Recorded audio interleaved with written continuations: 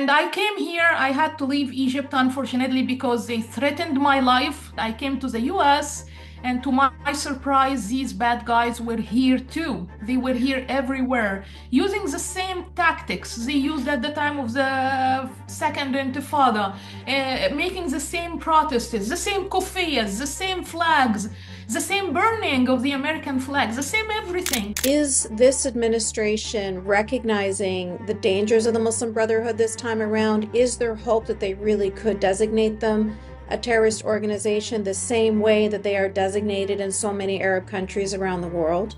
Ironically, also the Muslim Brotherhood is banned in Egypt, and it's not Islamophobic to ban the Muslim Brotherhood as they're trying to use this as a shield to protect themselves from any accountability here in the West, but actually it's a necessity. So who don't have a political agenda, for the good of ordinary Muslims like myself, you have to block and ban these radicals. They want to empower their own group inside the American politics by becoming the rulers of this Western world, by turning it into a caliphate system. And their means to achieve that is through what they call civilization jihad, civilizational jihad, which they also, I'm quoting, they describe as sabotaging the West from within, hold them accountable for their anti-Semitic rhetoric that they cover as anti-Zionism or as criticism for Israel. This should not be tolerated. Anti-Zionism is anti-Semitism,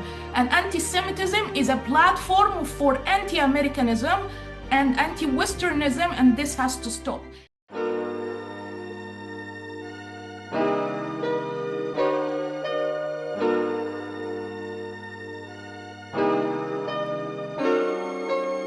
Hi, everyone. Welcome to Islam in the West. Thank you so much for joining me here today, where my very special guest is a phenomenal woman named Dalia Ziada. Dalia serves as the Washington, D.C. coordinator for the Institute for the Study of Global Antisemitism and Policy, ISGAP, and she's here today to speak with me in episode 3 of Islam in the West about the Muslim Brotherhood and other Islamists' missions for the West today. So this is an incredibly important conversation, and I couldn't have possibly had a better guest to come speak to you about this. Dalia is an Egyptian Muslim writer and political analyst. She's now been granted political asylum in the US because she spoke up against Hamas in Egypt. She shared in her social media that girls were indeed raped, as opposed to the mainstream idea that was being passed around that Hamas did not hurt any girls.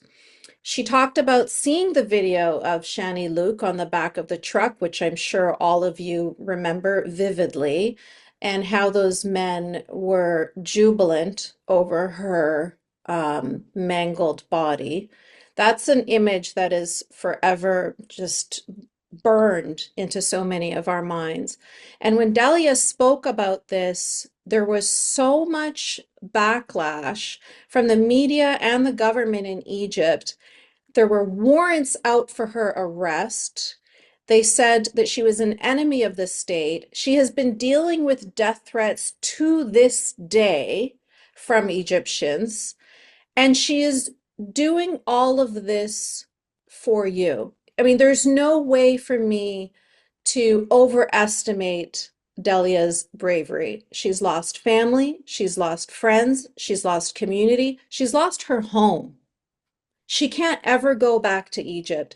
And she's doing all of this so that you can learn and understand the threats of Islamists that she has been fighting for decades in Egypt and that are now here on your soil. This fight is now here on your soil.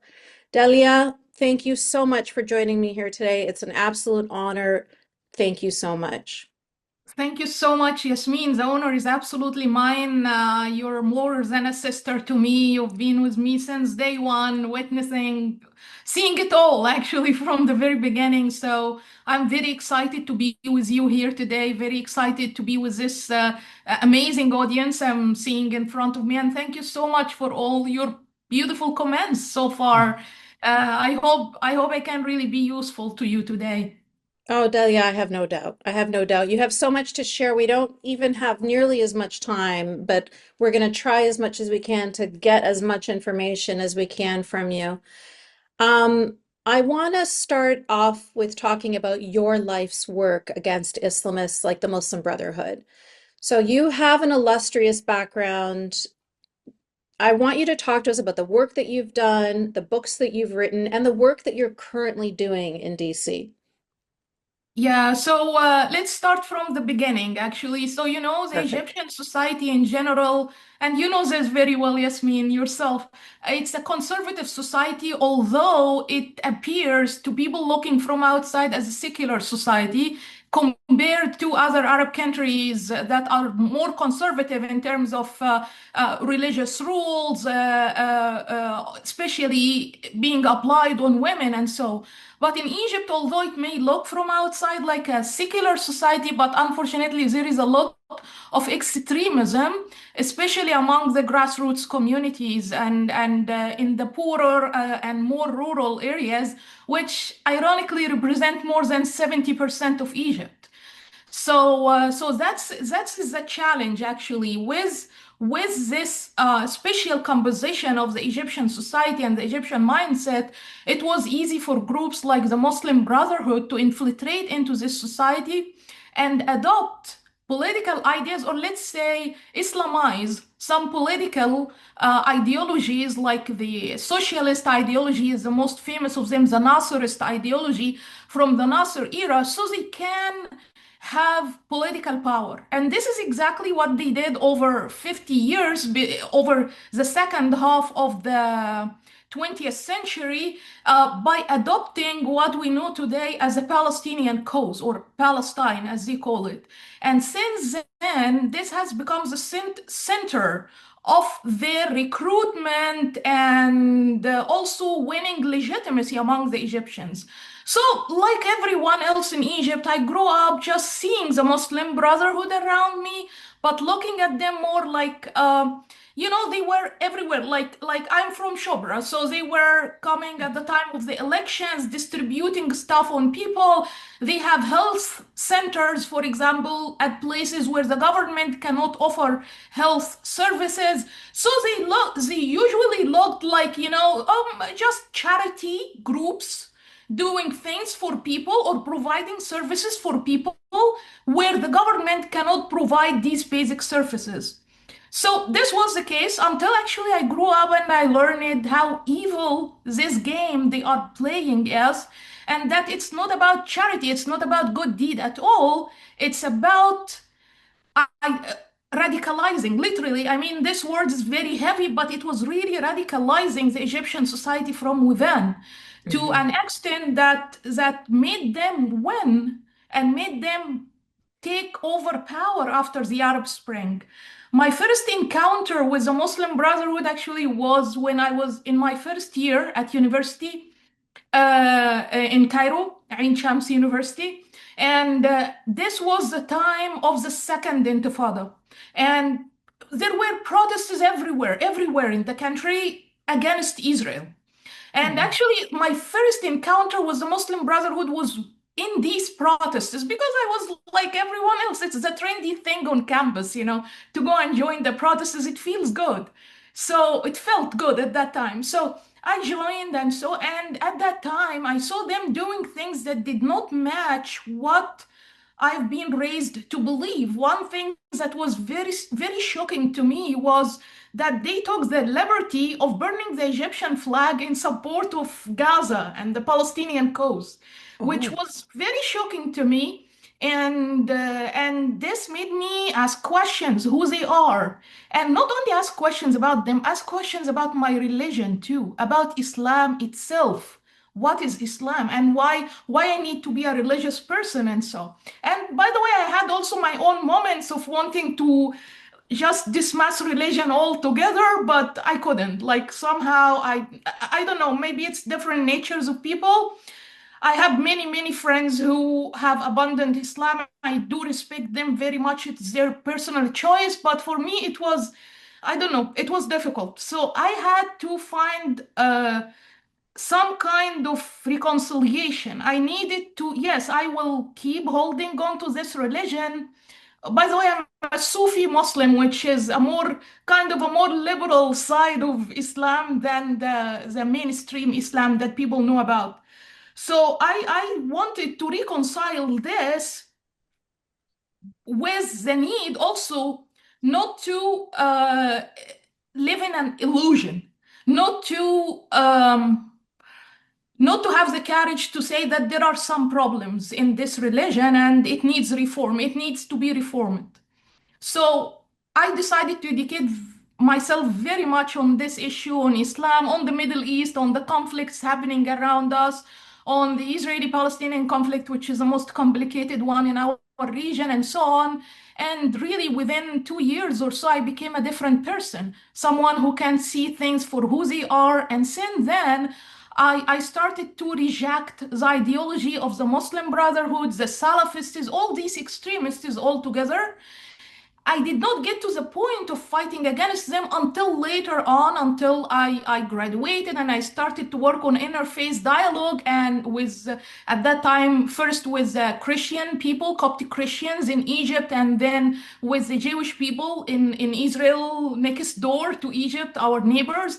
And then they started to attack me. At that time was the time that triggered me to also fight against them, fight against their extremist ideology. But actually, things became more even complicated, or the fight became more heated after the Arab Spring. We had an amazing thing that happened in Egypt in the year 2011, which is the Arab Spring Revolution, which brought down the Mubarak regime. I was one of the young leaders of this revolution.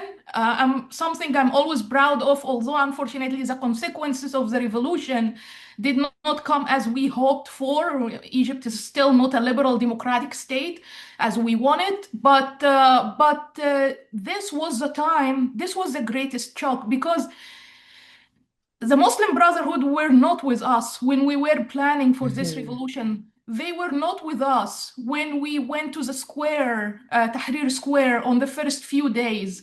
They only came when they started to see that there is a success here. There is a Hmm. potential that the regime will fall. And that's why they jumped in and literally hijacked the revolution and started to speak in the name of the protesters. And what helped them is that they are very organized. As I Yeah. told you earlier, they were everywhere. Having charity organizations all over the country. They are very well connected with the grassroots citizens. So they are also very organized in terms of their structure and hierarchy. And so we were not. We were just young people very excited about the fact that we were able to bring down a dictator, which was a miracle in itself, if you think about it. So, Definitely. so that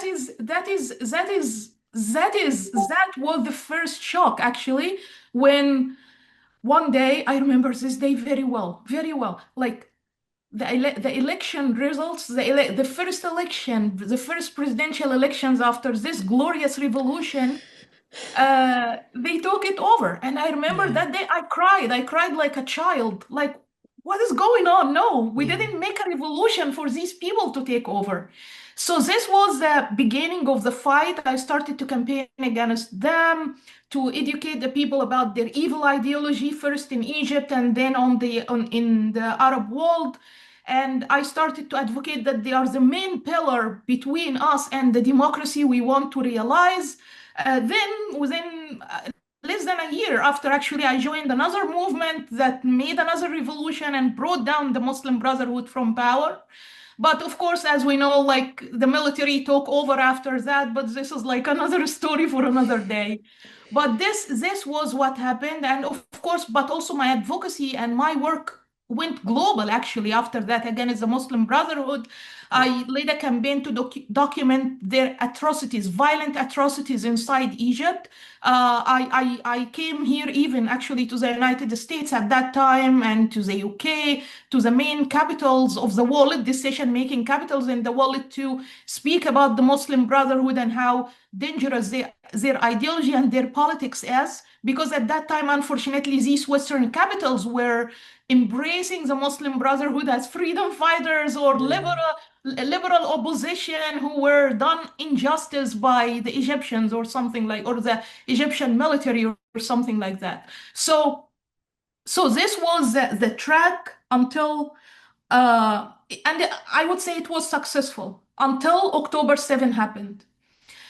And unfortunately, when October 7 happened, this gave a new momentum to the Muslim Brotherhood inside Egypt and in the Arab countries. And not only that, but also in Western countries, in places like the United States.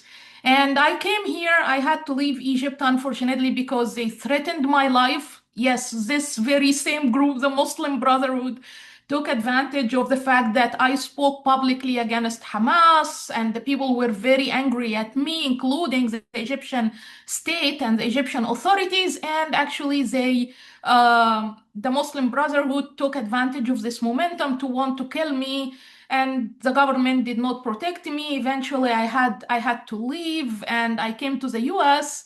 And to my surprise, these bad guys were here too. They were here everywhere, using the same tactics they used at the time of the Second Intifada, making the same protests, the same kufiyas, the same flags, the same burning of the American flags, the same everything. It's like a deja vu moment for me. And at that moment, I knew, no, now the battle against the Muslim Brotherhood is a global one. It's not an Egyptian one. It's not a local one. It's a global one because unfortunately now they are everywhere. So right now, as we speak, actually, I've just recently started a new position that will further empower me to do this work against radical Islamism and also against anti-Semitism with an organization called ISGAP, the Institute for the Study of Global Anti-Semitism and Policy. I'm their Washington coordinator, and hopefully this will make a difference. Yes, I am sure it will make a difference. You guys are doing really amazing work. You had a very comprehensive report that you recently wrote about Mamdani in New York.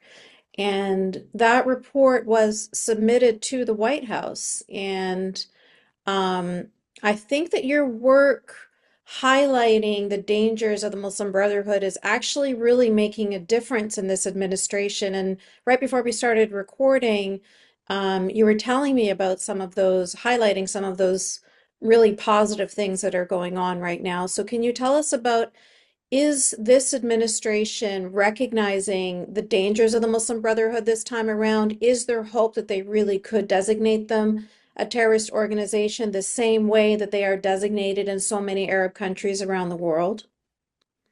This is a great question, Yasmine. I think the hope now for banning the Muslim Brotherhood in the United States is greater than ever. First, because we have an administration, the administration of President Trump, that is sympathetic with the issue, that understands why the Muslim Brotherhood is a threat. It's also very well connected with Arab countries, including in the Gulf, that has already designated the Muslim Brotherhood a terrorist organization and are banning them there.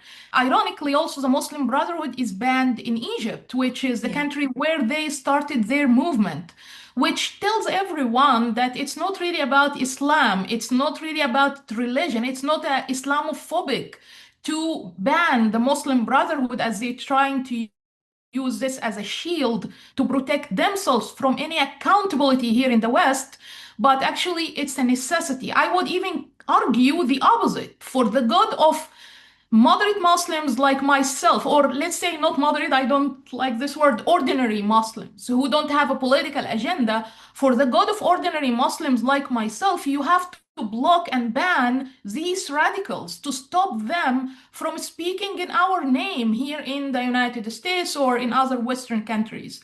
So I think there is so much hope for this to happen this time. It looks like President Trump wants to fulfill his promise that he made since term one, since Trump '01, a few years ago. So yes, hopefully this will happen. And we started actually to see in the news today, earlier this morning, news coming about Democrats and Republicans coming together to issue bills and also to rally for hearings and voting on whether to designate the Muslim Brotherhood a terrorist organization or not. And this is new because usually the effort in the past was led by Senator Ted Cruz, who is a Mhm. Republican, but Democrats were not really involved. Now we are seeing the Democrats being involved, which will certainly support the movement against the Muslim Brotherhood. And also, we are seeing some interest from the White House in these topics, in reports like the one we do in ISGAP, for example, about the scope and effect and influence or scope and impact of the Muslim Brotherhood in the United States and so on. So it seemed, and also actually what triggered all of that, what made the very high level of policy making in the United States, I mean, the White House in particular, pay attention to that, is what we saw recently in the past 2 years of how these Muslim Brotherhood aligned groups used the issue of Gaza or the Israeli-Palestinian conflict as an excuse to target the national security of the United States, to target not only the Jewish people, but not only also criticizing Israel, but using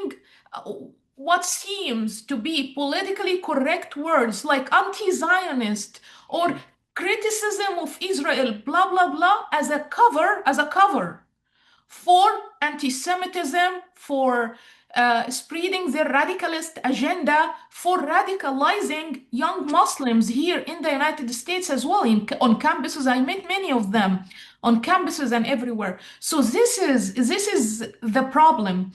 The issue, the only challenge that the administration is facing and the Congress is facing, and everyone actually, I mean, the politicians are facing in terms of taking a step forward with the banning or designation of the Muslim Brotherhood is that they are still unable to connect the dots between, first of all, the network of the Yeah. Muslim Brotherhood aligned organizations, Yes. individuals, academics, and so And this these is by design, of course. it's on purpose. So the Muslim Brotherhood has very easy to define organizations in places like the Middle East, in Arab countries. But when they moved to the West, when they immigrated to the West, also in late 20th century, they played the game of the West.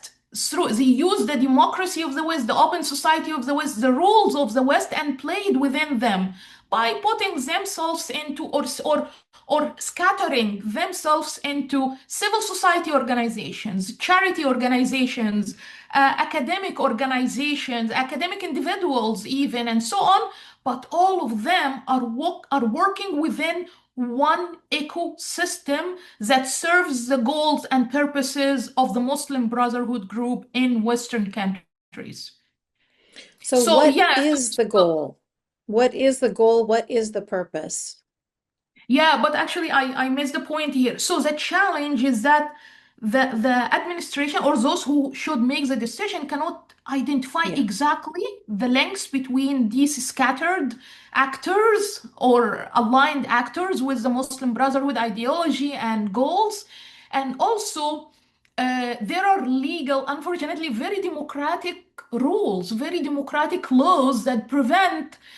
It's not like an Arab country, a president Hmm. or a king can just make the decision and that's it.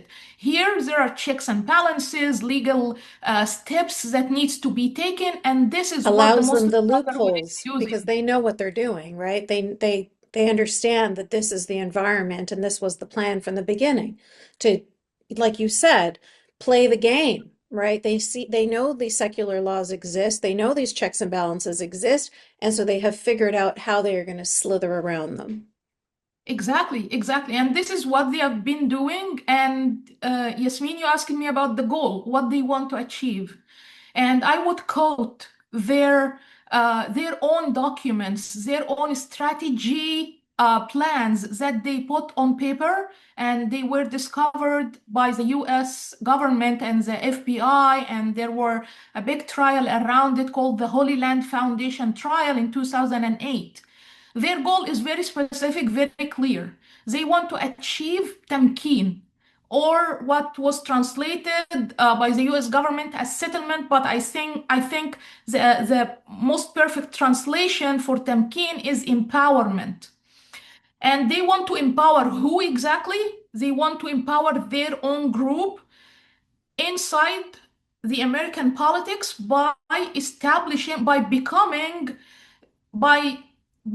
the rulers of this Western world, by turning it into a caliphate system. And their means to achieve that is through what they call civilization jihad, civilizational jihad, which they also, I'm quoting, they describe as sabotaging the West from within by the hands of its own people, by the hands of the Westerns, by the hands of ordinary Americans. They want to incite them in a certain way. This is the goal they put in writing. They want to incite, the Muslim Brotherhood want to incite the Americans in a certain way, so they sabotage their own civilization from within, and thus the door opens to the Muslim Brotherhood so they can build their own caliphate system.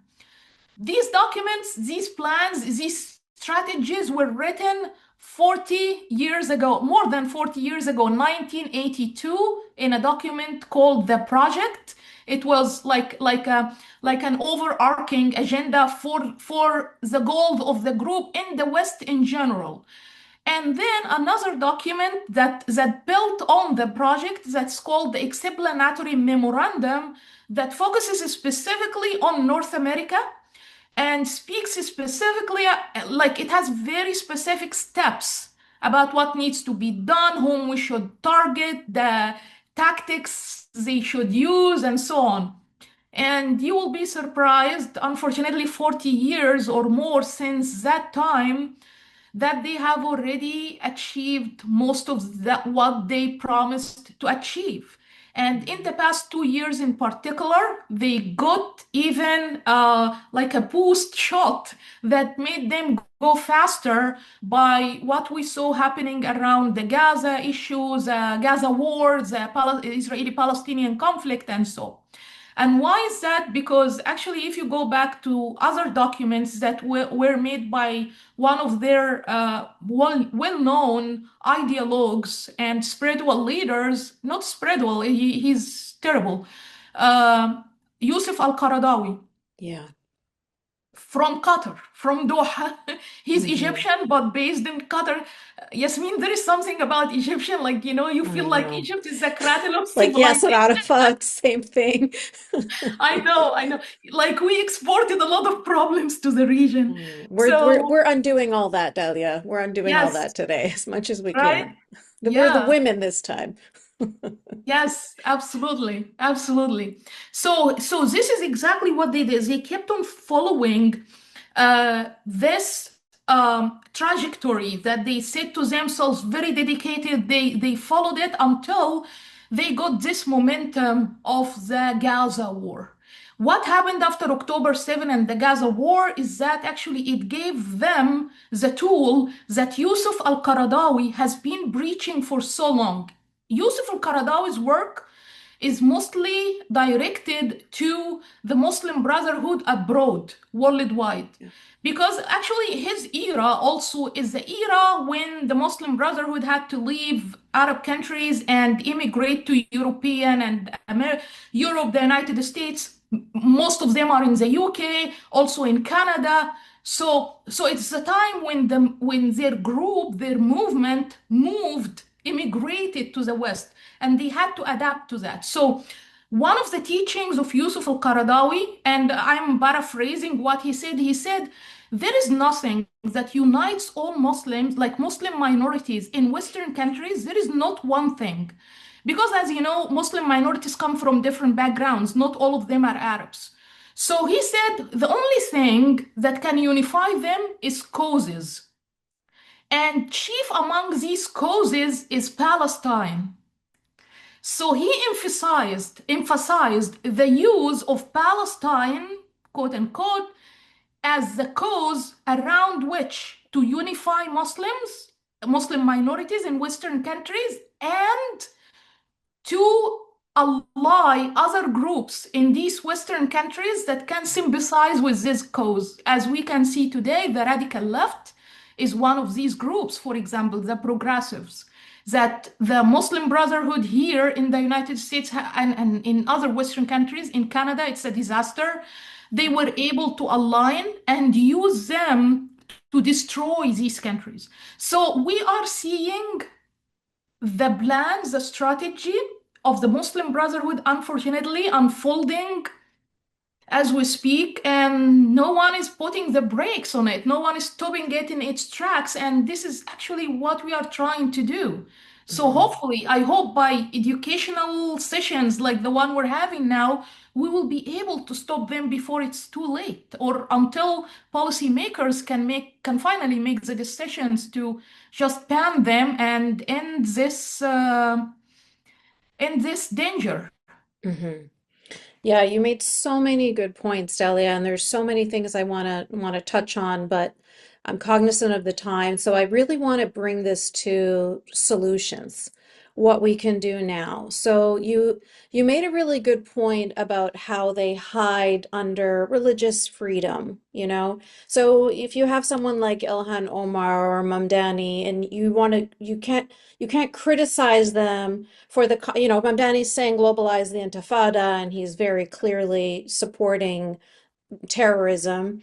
But if you criticize that, it's like, oh, you're being Islamophobic. Oh, you're being a bigot. So they're using um, this cover, as you called it, so that they can continue to do their work unnoticed or uncriticized. What can we do? How do we fight against this? What do you think is the best strategy? Because you've expressed to us clearly what the problem is and what we're up against. How can we push back against this? What do we have within our power to support Western democracies against this scourge of Islamism that is trying to overtake? Yeah, very, very good question. But before I answer that, I want to say one word on Mamdani, and I'm not saying it in any political way, by the way. I'm just an observer, someone who saw this movie unfolding before in Egypt under the Muslim Brotherhood. And Yeah. I want to remind you Same that socialist stuff that you just described to exactly, us the same exactly. game. It's the Yeah. same game, the same game, the same playbook, actually. And I just want to say I respect the result of democracy, however it is. Unfortunately, it's so sad. But at the end of the day, he's now democratically elected. And to fight against that, we need to prepare for the next step. He won with a very narrow margin, not because of the ideology he's promoting, by the way. He won because there were no proper competition against him. So, one step to defeat people adopting this ideology like Mamdani, Ilhan Omar, Rashida Tlaib, all of these gangs that we know very well, you have to provide very good alternatives against them to fight this democratic battle against them. At the same time, we need to keep people aware about who they really are. Look, 2 days ago on Friday, Mamdani, the first thing he did, he's in Puerto Rico, I mean, celebrating or whatever, but he went to a mosque and spoke to the people after he made a speech after the Friday prayer, and spoke to them about justice, about how Marxism and this Marxist ideology, which, by the way, does not acknowledge God or divine at all, is going to bring them social justice. So he's trying to sanctify or give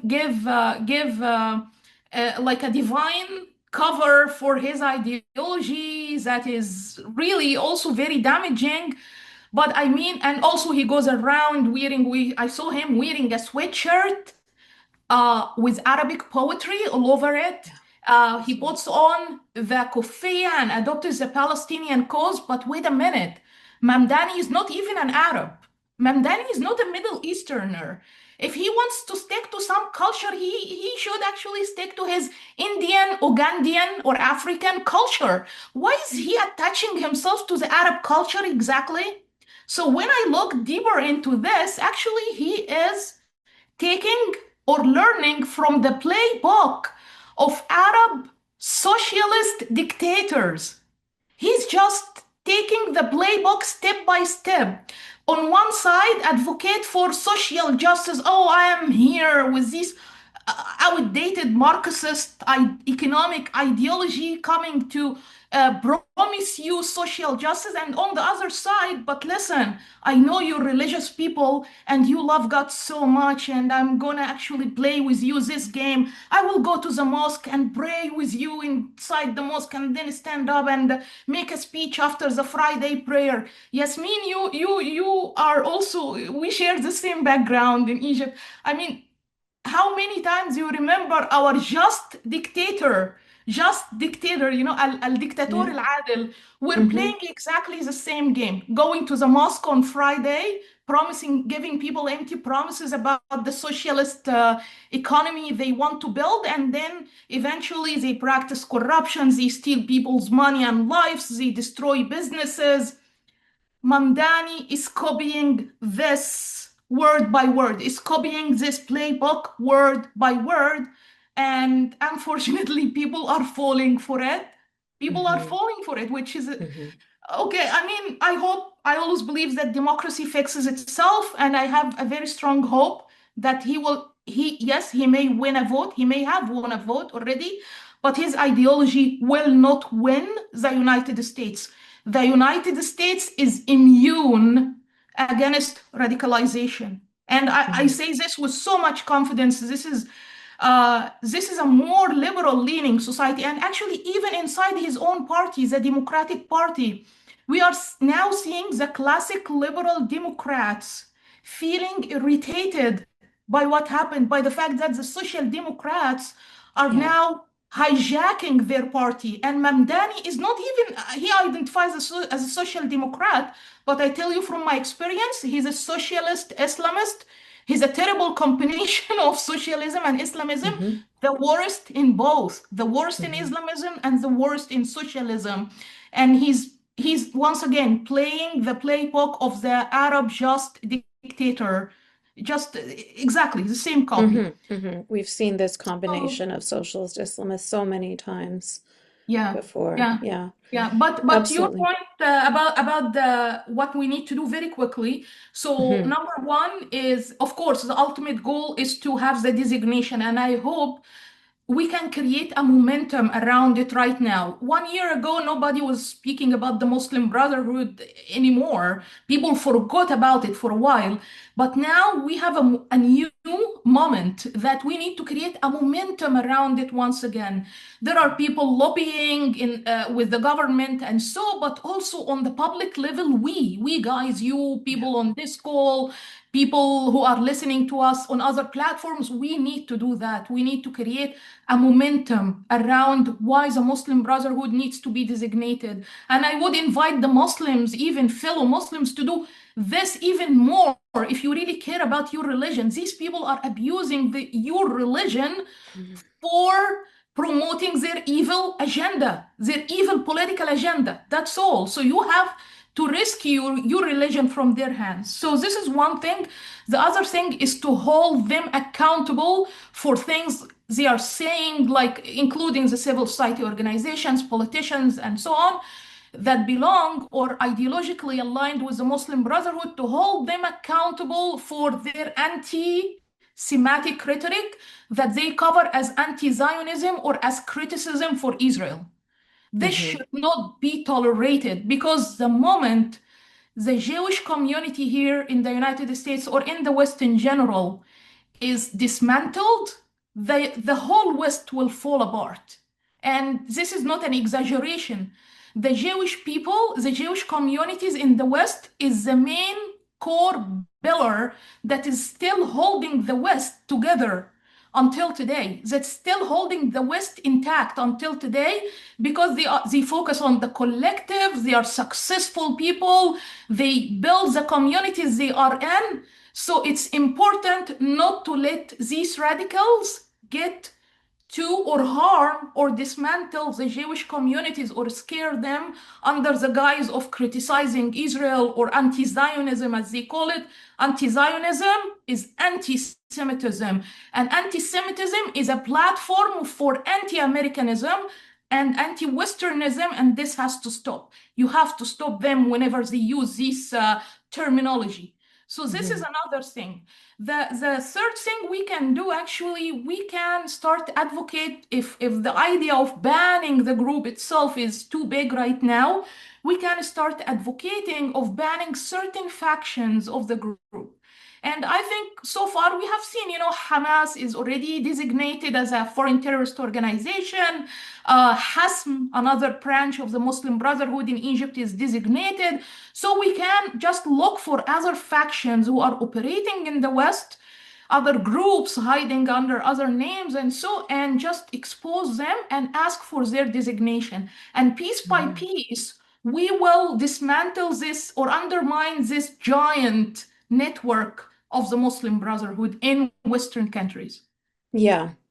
Agreed. It is like a game of cups. They just hide under a different name, just open a new organization, same ideology, same people, right? So even if you bring down this group and, call this one a terrorist organization, they're just going to start up another one. They do this kind of thing in Canada all the time.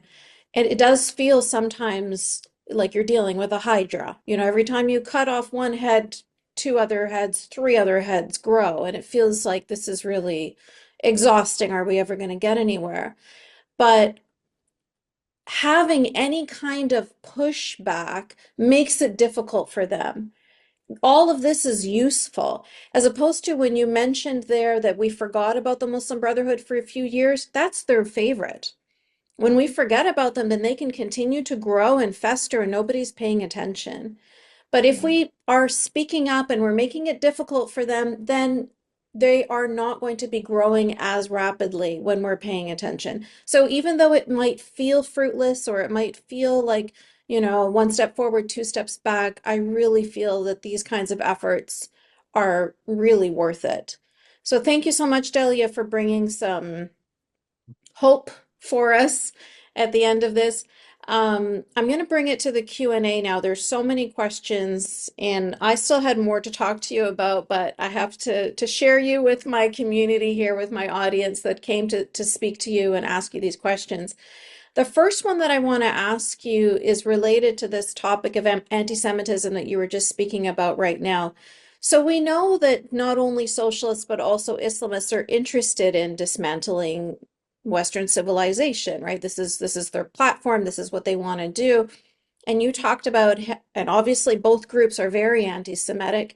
And you talked about how dismantling the Jewish community would be really bringing down Western civilization. So do you think that that is part of the strategy? So one of the main questions here is, what can you talk to us about this vicious genocidal hate for Jewish people that Islamists have, and also Marxists and progressive lefts of all different sorts, as well as the far right? Like, there's all sorts of groups that share their vicious anti-Semitism in common.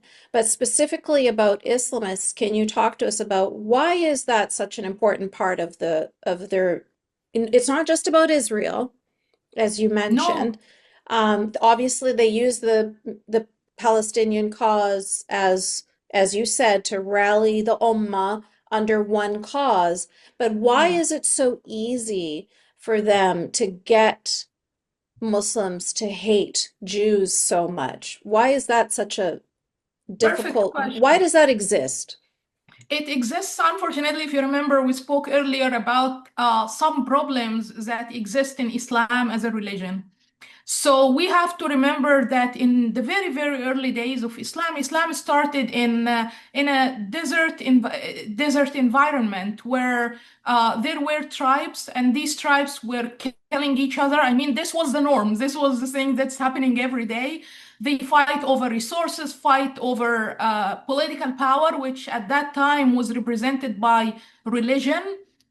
So whoever, follows this deity, mostly, al-asnam and this stuff like idols. And so this is more powerful than this tribe that follow another idol and so on. So when Islam came, it had to play this game as well. When Islam started in this tribal environment, it had to play this game. Prophet Muhammad himself, he was not a spiritual leader. He was a fighter, a military leader, a military commander, and also a political leader. This is something people sometimes see as criticism for Islam, but I'm speaking facts here. I mean, these are facts. So one of the fights that were fought at that time was against Jewish tribes. Why? Because they were more economically more powerful than the tribe of Quraysh and the other tribes from which Islam came and followed the religion of Islam. And so they fought against the Jewish tribes that refused to give away their religion, and they were so economically powerful from selling wine and so that they didn't actually need to adopt a new religion. I mean, why they should give up to another Arab tribe just because and they do believe in their religion. But anyway, they fought against them. And so the most famous tribe there was Khaybar. And I maybe many of you are familiar with, especially those who come from Arab background or know Arabic, because it was used actually in protests happening recently, where the people called Khaybar Khaybar Ya Yahud Jaish Muhammad Sawfa Yaud, meaning that, hey, all Jewish people, we will do to you as Prophet Muhammad did to Khaybar, or the army of Muhammad did to the tribe of Khaybar. So what the army of Muhammad did to the tribe of Khaybar? Total genocide. They killed all of them. So this is what happened. So this story was buried in our Islamic heritage for so long, for decades, for hundreds of years. It was buried to its time. It was not mentioned in the teachings, and so until in the 1970s and 80s, with what I call the age of Islamic revival in the region, the age when the Islamic revolution in Iran succeeded, and then this inspired other political Islamist groups like the Muslim Brotherhood in Egypt to play a wider, broader political role. And to achieve that, they needed to find a cause to rally people around.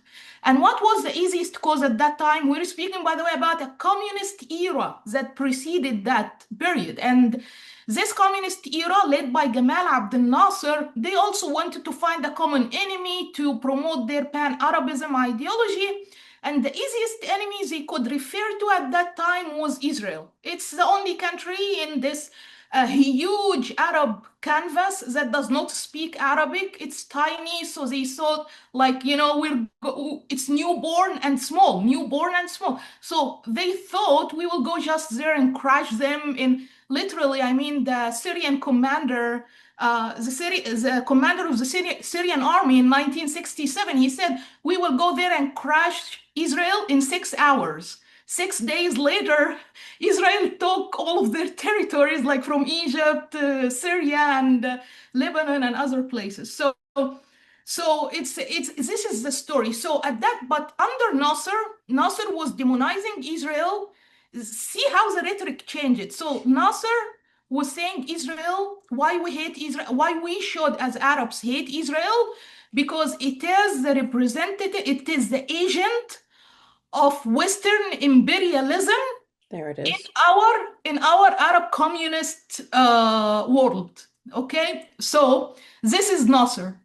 When the Islamists, like the Muslim Brotherhood and so, wanted to build on the success, unfortunately, of this hatred that Nasser established, they wouldn't want to use the same words like Western imperialism, and so it doesn't match with their ideology and their audience. So what they did, they Islamized the concept, they Islamized the hate a little bit. So they brought out the story of Khaybar and then said all Muslims, because the Prophet fought against Khaybar, they didn't say he fought against them because they were the more powerful tribe and it is a tribal power, a tribal war. They said it is a Muslim versus Jew war, versus Jewish war, and we have to adopt this in our modern day life in order to follow the Prophet.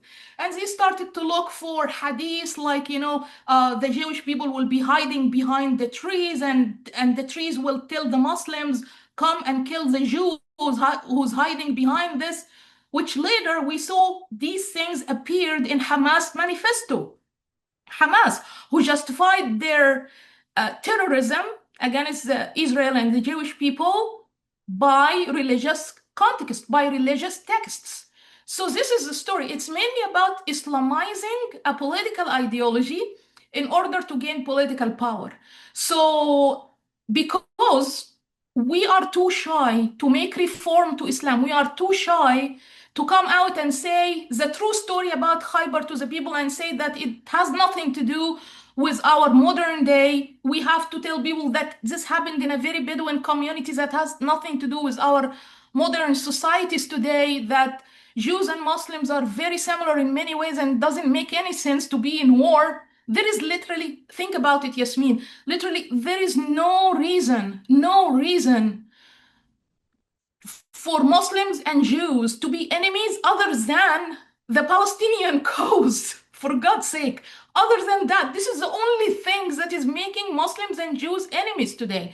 And what is the Palestinian cause, by the way, before I end my point?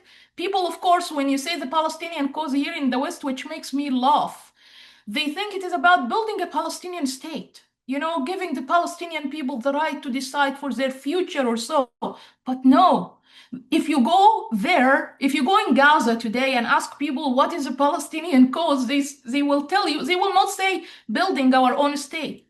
They will say destroying the Israeli state. So Exactly. this is a Palestinian cause. It has nothing to do with the fact, because if it is the other way around, I would support it, but it's not. It's not. Yeah. Yeah, no, 100%. You've answered so many of the questions that are here. So you've touched on so many things. But what I'm going to do is I'm going to kind of combine three questions because you've already sort of touched on them, but then maybe that you might want to go in a little bit deeper. Yeah. So it's basically they're asking, there's three different questions here that I'm going to combine. One of them is asking about if you can see any peace between Muslims and Jews in the future. And I'm going to connect with that questions about Islam going under this process of a religious reform. Do you think it's possible for Islam in the short-term future? Where are the Islamic Protestants and reformists? Do you Yeah. think the underpinnings of the Quran is inherently a religion of conquest in like no other? If that's mostly correct, how can the future be of tolerance and equality? Is there a tent of Islam that can be inclusive, liberty for all? So essentially, you talked Mm. here about Muslims being too shy, too shy to speak up against the Islamists or the radicals within them. Talk to Yeah. me a bit more about being too shy because like look what's happened. It's a bit stronger than shy though, right? Like there is a fear attached to that. Muslims like you who are not interested in these anti-Semitic parts of the religion or the violent parts of the religion or the anti-democratic parts, you're putting your life in danger, right? We have to talk about how um, dangerous it is to be that Muslim who stands up against their community and against their family and against their ummah to say, no, Khaybar, Khaybar, ya Yahud is, this is not It just doesn't mean that we need to kill all Jewish people, right? So Yeah. talk to me more about all of these things, please. Great questions, first of all. And I think let me start by the issue about the Arab reformists or the Muslim reformists. I would say there are so many of them, so many of them. And also, I've witnessed myself a whole movement for Islamic reform that started in Egypt a few years ago by brave intellectuals who just wanted to do exactly what we were talking about, refining the heritages, not to let things written 1500 years ago control our life today. We have to be selective about what we want to adopt and what we want to abandon. But unfortunately, in the process, well, once they started to declare themselves to the public, they were not only chased by radicals among the public or groups like the Muslim Brotherhood, but even the government itself put some of them in jail under one of the laws we have in Egypt. It's called Isdra al-Adyan, disdaining religions. I hope I'm saying it right. Yep, you are. The disdain of religions, yeah, and actually they used it as a tool to punish reformists. So the Muslim reformists in Arab world today, they are actually struggling so much. And I know many stories about people like myself who had to leave in different circumstances, of course, just because they spoke up against this. So it's a challenge, it's difficult, but there are people and brave, amazing people are doing it. They just need support. They need to be appropriately organized. In the West, in the Western world, I think groups like Clarity Coalition, for example, Yasmine, is one of the most amazing groups that I've ever been involved with. It includes people from all walks of life, everyone you can imagine, who comes together, including people who are religious, people who are not religious, people from the Middle East, people from the United States, Canada, and other European countries, men and women, different age groups, all walks of life who came together in what I believe is the first effort to organize the voices of liberals together in the Western world in order to combat these waves of hatred controlled by both progressives, radical left, and also radical Islamists. Because it is the real war now. It is the real war. The issue of like working on the theological side is still also a very challenge because I tell you my experience, for example, I went to several mosques here in the United States as a way of exploration, honestly, more than worship, because I want to understand the fabric of Muslims here in the US. And I was shocked at some of the mosques I entered. I couldn't stay there for 5 minutes and I had to run away. I felt scared. I didn't Yeah. feel safe inside a mosque. One of the things, when I think about it, like this should be the place you feel the safest. I couldn't feel safe. I couldn't stay there for 5 minutes. But in contrast, in other mosques, and you will be surprised when I tell you they are led by Black Americans, not from Middle Eastern origins or anything. Mhm. They are amazing. In one of the mosques in Atlantic City, I was attending the Friday sermons, and the sheikh, the imam, the issue was about terrorism, and so he condemned Hamas. Can you believe this? To a Wow. Muslim crowd, to a Muslim crowd, and he said we have to denounce this. And when Wow. I asked later on, I found that he's engaging his community there with the Jewish community in Atlantic City. Amazing. This brought a lot of hope to my See, heart. I'm going to interrupt you for a second here and say these are the imams that we should be seeing. Instead, we're seeing Imam Suraj Wahaj, right? He's the one Yeah, who's making all the news, and he's the one who's standing and smiling with or all the the care politicians. or the care sponsored Exactly. mosques all over the Hmm. United States. Yeah, why these moderate imams who put, by the way, who put their American identity first, not their Islamic identity, their American identity first. Why they are not the ones on the forefront? Why they are not the ones who are representing the Muslims? Why? Because unfortunately, the political Islamists, The Muslim Brotherhood aligned groups are the ones who hijacked the narrative about Islam in the United States and in other Western countries. And they are playing really well with it. So, with policymakers, I mean. So, this is the challenge. On the theological part, it's a bigger challenge, and it has to happen on a state level. It has to come from up down. It will not happen through activities like the ones we do and so. So reform is a big dilemma, big issue, but I am very hopeful despite everything. I'm very optimistic. Yes, for the question about is there hope for peace between Muslims and Jews and Arabs and Israelis? Yes, there is. More than you can imagine. Look, on my way out of Egypt and until today, actually, I'm still receiving death threats and horrible things, but I am also receiving messages from young people, young Egyptians, young Arabs, who are just telling me, you're just doing exactly what we want to do, but we're too scared to come out and do it. So these people do exist. They do exist, except that they are not yet empowered. They are scared. They are not organized. So I believe each one of us, people like you, Yasmine, every time you can speak, you are actually speaking on behalf of them. You are giving them voice. You are empowering them. So I believe we need to do this more and more. We need to speak about this more and more without being shy about. And yes, you said it right. It's not only shy. We need to take real action on reforming our religion, reforming Islam. Sorry for saying our. I mean my religion, I in understand. order to avoid other disasters in the future. This is a huge challenge, but it's doable. Yeah, beautiful. So beautifully said.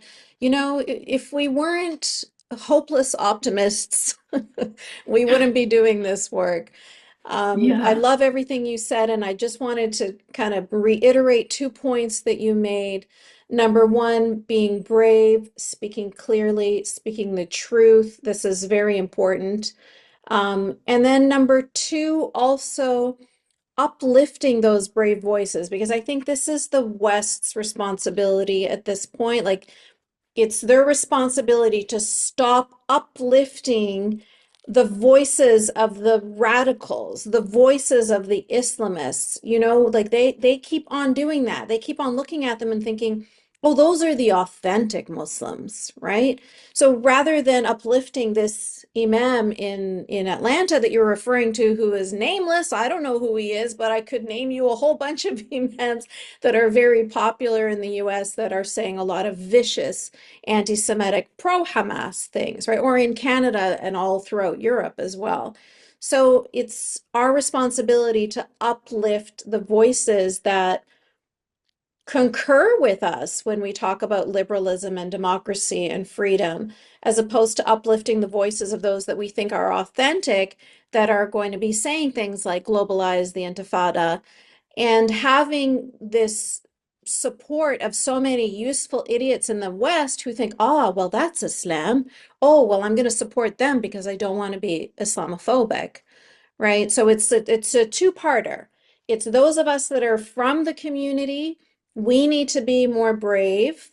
And those of you who are outside of the Muslim community, you need to uplift us and help us to be more brave. So I commend you so much, Dalia, for doing that work. I appreciate you so much. Everybody here is just sending messages of love and adoration for you. I hope you get a chance to look through the chat and to see all the love that's coming towards you. And you deserve just, infinite love from this universe for the work that you're doing. Thank you. Before I let you go, I want to make sure that you've said everything that you wanted to say, that there is, no stones left unturned, that you don't want to express something to us that you haven't had a chance to express, or share with us where we can follow you and support you. Thank you so much, Yasmina. I was really happy with this conversation today, and it gave me even more hope. And I believe we will eventually, when this is one thing I have no doubt about, no matter how long or how loud actually the voices of the evil forces are, we will eventually win. It's only a matter of time, as long as we are dedicated to the cause.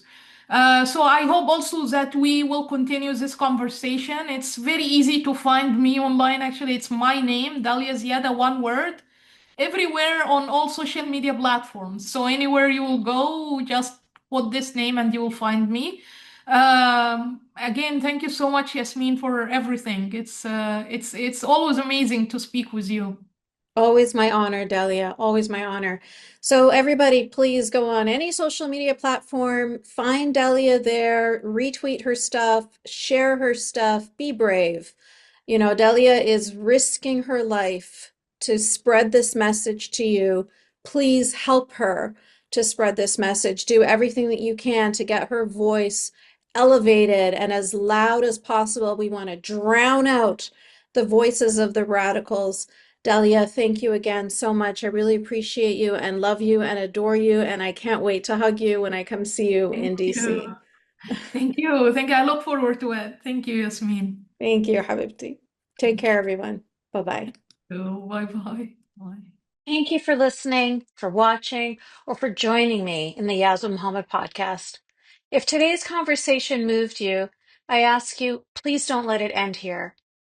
My work is about shining light where silence has allowed suffering to grow. It's about standing up for those who are punished simply for thinking freely, for questioning, for wanting to live their truth. If this matters to you too, please help me keep going. Subscribe to my YouTube channel, share these stories, and bring more people into this conversation. And if you'd like to go a step further, you can donate or become a monthly supporter through going to yasminmohammed.com. Your support helps me keep producing this content, engaging in advocacy, and reaching those whose voices are often silenced. You can also follow me on Facebook, Instagram, and Twitter to join me, to join the conversation, and to share these messages so they can reach even more people who need to hear them. Your voice, your engagement, your support, they truly make a difference. Thank you for standing with me, for choosing courage over comfort, and for helping build a world where freedom of thought is not a crime. Until next time, stay brave, stay loud, and never stop questioning.